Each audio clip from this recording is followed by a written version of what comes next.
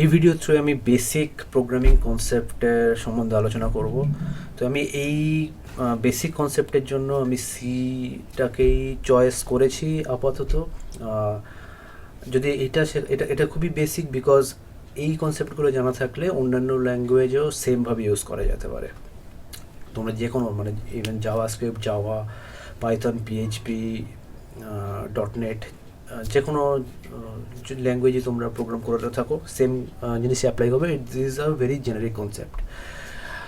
And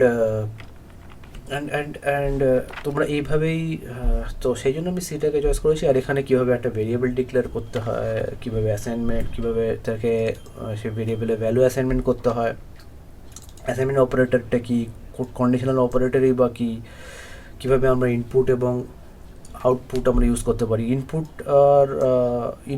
R output যে সিনট্যাক্সটা, এটা different ল্যাঙ্গুয়েজের জন্য ডিফারেন্ট। যদি তোমরা HTML বা জাভাস্ক্রিপ্ট ইউজ করো, তোমাদের বেসিক্যালি ফর্মের থ্রুয়ে ভ্যালু পাস করাতে হয়। সি এর ক্ষেত্রে এদের একটা প্রিন্টেব বলে একটা ফাংশন আছে, যেটা থ্রু তোমরা ভ্যালু পাঠাতে পারো। আর জাভার ক্ষেত্রেও যদি তোমরা কোর যাওয়া যাও, তাহলে ওখানে একটা মেন যে ফাংশনটা আছে, সেখানে তুমি স্ট্রিংয়ের মধ্যে থেকে আর্গুমেন্ট পাস করাতে পারো। আর যদি তোমরা অ্যাজ এ ওয়েব আর্কিটেকচারে কাজ করো, তাহলে সেখানেও তোমাদের ফর্মের থ্রুয়ে ভ্যালু পাস করাতে হয়। বাট প্রত্যেকেরই মোটামুটি in the core everybody সমান প্রায়। every programming language are same, just কিছু সিনট্যাকটিক্যাল চেঞ্জ হতে পারে। তো তোমরা জাস্ট আমার সাথে থাকো। আমি আস্তে আস্তে প্রত্যেকটা ভিডিও, মানে যে কটা ল্যাঙ্গুয়েজ হতে পারে, সেই প্রত্যেকটা ল্যাঙ্গুয়েজের উপরেই আমি আস্তে আস্তে একটা একটা করে ভিডিও আমি আনতে চলেছি।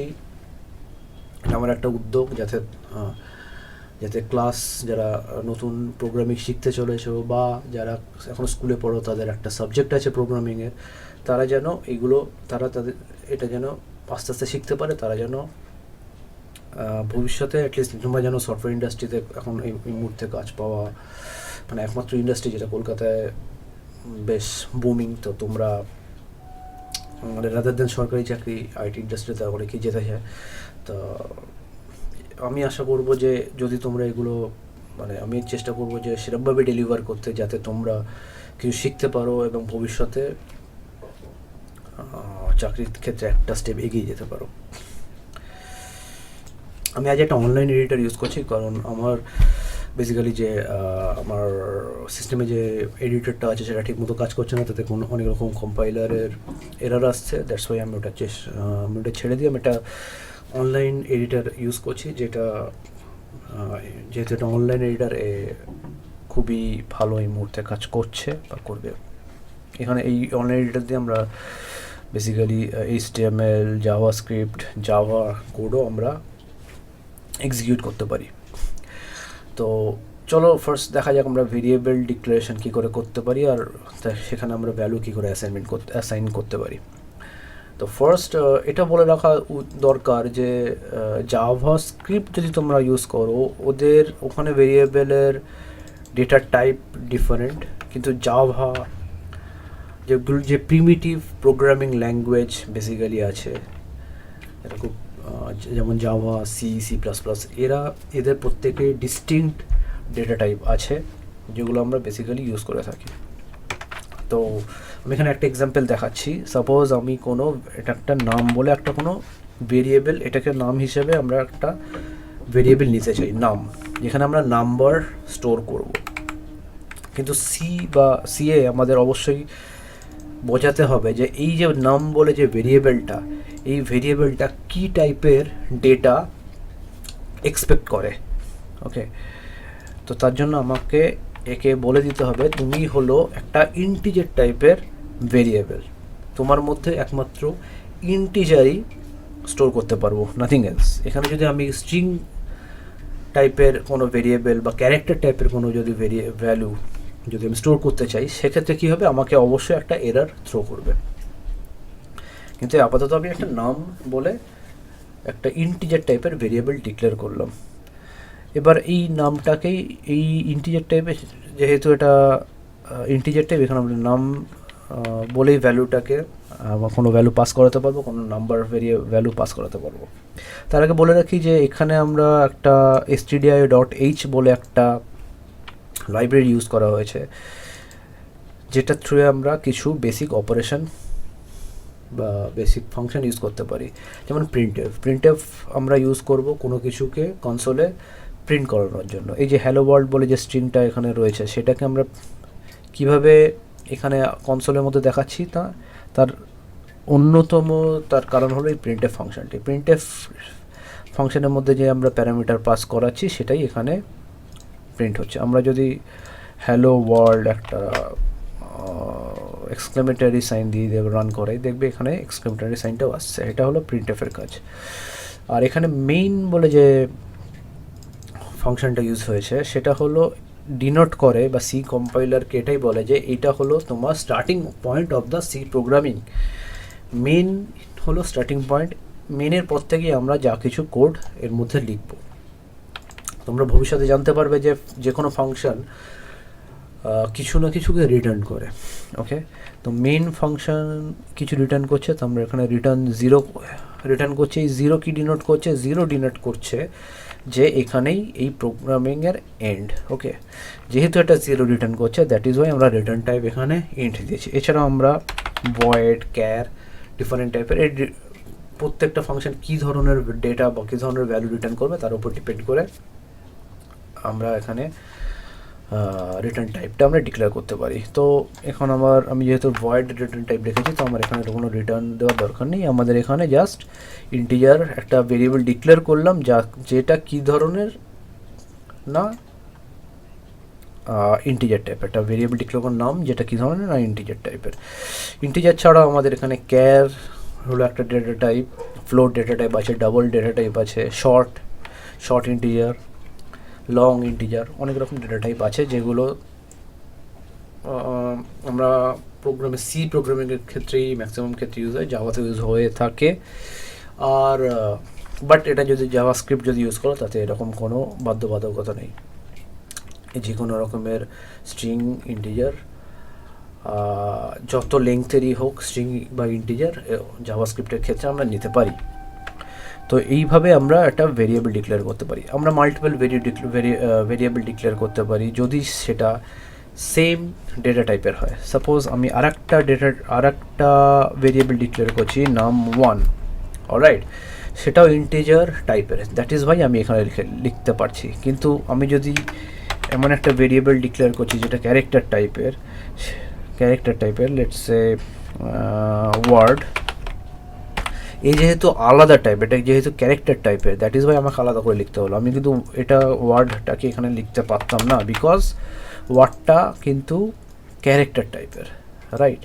সেজন্য আমি কোনোভাবেই এখানে লিখতে পারবো না। কিন্তু যেহেতু এটা ইন্টিজার টাইপের আমি আরও নিচ্ছি, সেজন্য আমি নাম 2, নাম 0 এতগুলো নিতে পারি। ওকে, রান করাচ্ছি, এখানে হ্যালো ওয়ার্ল্ড প্রিন্ট করাচ্ছে, বিকজ আমি নাম 1, নাম 2, নাম 3 এগুলো কোনোটাই আমি কিন্তু প্রিন্ট করাইনি বা এর মধ্যে কোনো ভ্যালু অ্যাসাইন করিনি। এবার যদি ভ্যালু অ্যাসাইন করতে হয় তাহলে আমাদের কীভাবে ভ্যালু অ্যাসাইন করতে পারবো? যেহেতু এটা অলরেডি ভ্যালু আমার ভেরিয়েবল ডিক্লেয়ার রয়েছে, সেহেতু আমরা শুধু নামটাকে নিয়ে নামের মধ্যে যদি আমি 10 পাস করাই, তাহলে আমার এখন নামের কি ভ্যালু না 10। পরে রেফারেন্স আর value call by reference, call by value, এই একটা খুবই ইন্টারভিউ বা পরীক্ষার সময় এরকম একটা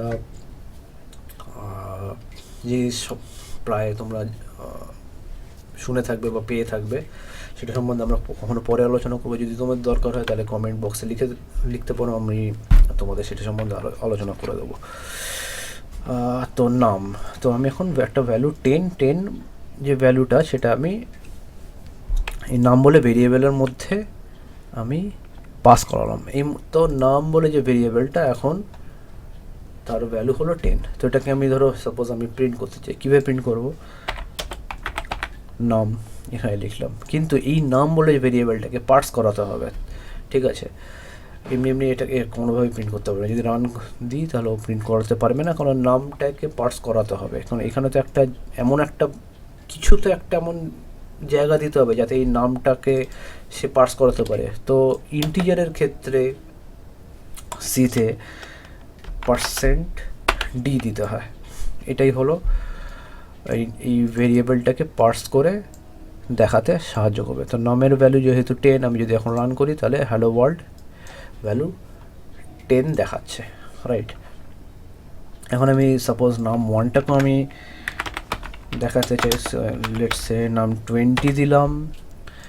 নাম 1টাকে যদি আমি প্রিন্ট করাতে চাই তাহলে কী করবো, নাম 1 এখানে দিলাম। এবারে এই নাম 1টাকে যদি আমি প্রিন্ট করাতে চাই, পারবো কি পারবো না, কারণ আমার এই নামকে এই %d এই পার্সারটা পার্স করছে, কিন্তু এই নাম 1কে কীভাবে পার্স করবো, তো এর জন্য আমাকে আর একটা %d বসাতে হবে।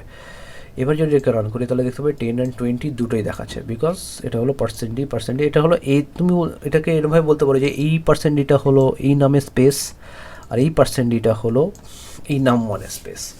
এরা এদেরকে দেখাতে সাহায্য করছে। এবারে আমরা ওয়ার্ড বলে একটা ভেরিয়েবল নিয়েছি, লেটস ওয়ার্ডটাকেও আমরা কিছু একটা দিই। সেমিকোলন দিতে কখনোই ভুলবে না, কারণ সি ক্ষেত্রে যদি, এটা জাভাস্ক্রিপ্টের ক্ষেত্রে কোনো প্রবলেম নেই, তুমি সেমিকোলন না দিতে পারো, কিন্তু আদার দেন জাভাস্ক্রিপ্টে তুমি যদি সেমিকোলন না দাও তাহলে এখান থেকে এটা টার্মিনেট করে যাবে, বিকজ এদের কম্পাইলার, সি কম্পাইলার ভাববে যে এরপরে তুমি আরও কিছু লিখতে চাইছো বা আরও কোনো স্টেটমেন্ট আছে। সেমিকোলন হলো end of that statement or termination, okay. যদি সেমিকোলন না দাও তাহলে সি কম্পাইলার ভাববে আরও কিছু তুমি লিখতে চাইছো, তো ওখান থেকে ও আইদার তোমাকে এরর দেবে, না হলে ওখানে ওয়েট করবে তোমার জন্য, তোমার ইনপুটের জন্য।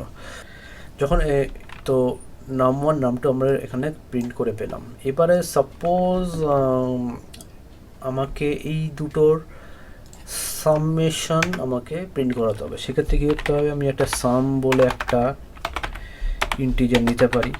এখানে আমরা কি করতে পারি, আইদার আমরা সাম ইকুয়াল টু নাম প্লাস নাম 1 লিখতে পারি। সে কী করবে, এখানে আমার যা কিছু অ্যাডিশন হবে সেটাকে এখানে স্টোর করবে, স্টোর করে সেটাকে আমরা প্রিন্ট করতে পারি।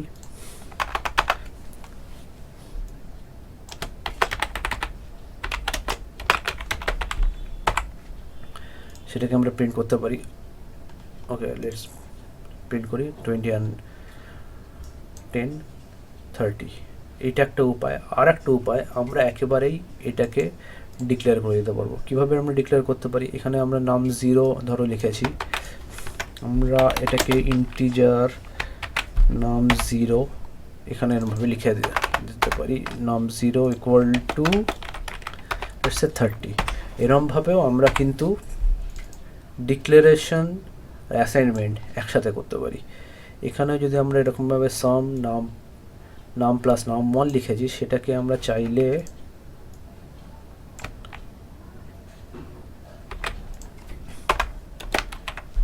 এরকমভাবেও আমরা দিতে পারি। তাতে কি হবে, আমার ডিক্লারেশন আর অ্যাসাইনমেন্ট একসাথে হয়ে যায়। এবার যদি আমরা রান করাই, ভ্যালু সেম দেখাবে। লেটস পুট ইট নাম 0 40 দেখাবে, ওকে। আমরা এরমভাবেও ভেরিয়েবল ডিক্লেয়ার এবং অ্যাসাইনমেন্ট দুটোই করতে পারি। এখানে দেখতে পাচ্ছি ইকুয়াল টু দিস আর অ্যাসাইনমেন্ট অপারেটর। আমরা কোনো ক্যালকুলেশন করব যদি করতে চাই, তাহলে ক্যালকুলেশনের জন্য আমাদের অপারেটর লাগবে, রাইট। এটা সাম না হয়ে যদি মাল্টিপ্লিকেশন হতো তাহলে আমরা কি করতাম, তাহলে আমাদের এখানে মাল্টি দিয়ে রিপ্লেস করতে হতো, আর যেহেতু মাল্টিপ্লিকেশনে কোনো অপশন নেই, স্টার যদি আমরা প্রেস করতাম তাহলে মাল্টিপ্লিকেশন হবে। এবার 30, এবার নাম 0-র ভ্যালু হলো 30 আর নামের ভ্যালু হলো 10, দেন এটা কত হবে, 300, right. Yes, here it is 300।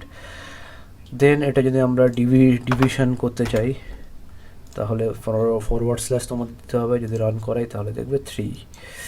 এটাকে যদি আমরা মাইনাস করাতে চাই তাহলে দেখবে 20, রাইট। তো এরকমভাবে আমরা ক্যালকুলেট করতে পারি সি প্রোগ্রামিং ল্যাঙ্গুয়েজে। এবারে কন্ডিশনাল অপারেটর, আমাদের এইগুলো গেল আমার অ্যাসাইনমেন্ট অপারেটর। এটা হলো ক্যালকুলেট করার জন্য এই অপারেটর আমরা ইউজ করে থাকি। এছাড়া আমাদের কিছু কন্ডিশনাল অপারেটর আছে। কন্ডিশনাল অপারেটর কি আছে আমাদের? Greater than, less than, compare, not compare,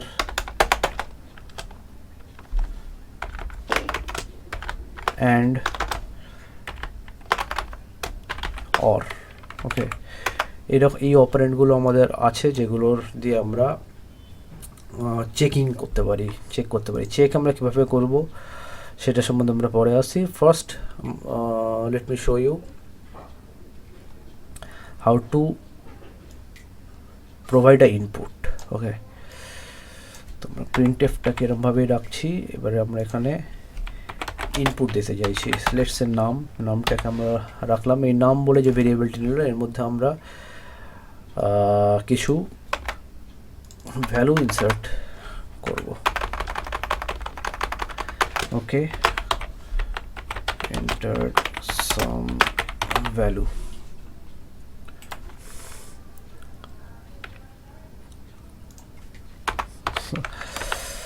some value, কোনো ভ্যালু যদি আমরা ইনপুট করতে চাই তাহলে আমাদের স্ক্যানএফ ইউজ করতে হয়। %b এর কী টাইপের, এই নামে যেহেতু আমরা ভ্যালু পাস করাচ্ছি তো নামটা কী টাইপের? ইন্টিজার টাইপের। ওতে আমরা কী করব, আমরা সেই জন্য আমাদের টাইপ কাস্টিংটা দিতে হবে %d দিয়ে। এবার কোথায় পাঠাবো? নামে পাঠাচ্ছি, এর জন্য একটা অ্যাম্পারস্যান্ড ইউজ করতে হয়। এখন আমি যদি স্ক্যান এফে প্রথমে দেখতে পাবে এন্টার সাম ভ্যালু, এখানে স্ল্যাশ এন দিয়ে দিচ্ছি। স্ল্যাশ এনটা হলো এর নিউ লাইন অপারেটর। এরকম অনেকগুলো অপারেটর আছে যেগুলো তোমরা চাইলে আমি আলাদা করে ডিসকাস করতে পারি। যদি চাও তো প্লিজ কমেন্ট বক্সে তোমার কিছু please write on the comment box. তো স্ক্যানএফ করছি, তো এর প্রম্পট করবে আমাকে কি? এন্টার সাম ভ্যালু। আমি ভ্যালু এন্টার করব, আর দেন আমি going to print that value. তো এখানে আমি আরেকবার নিউ লাইন ক্যারেক্টার দিয়ে দিই, দেন আমি printf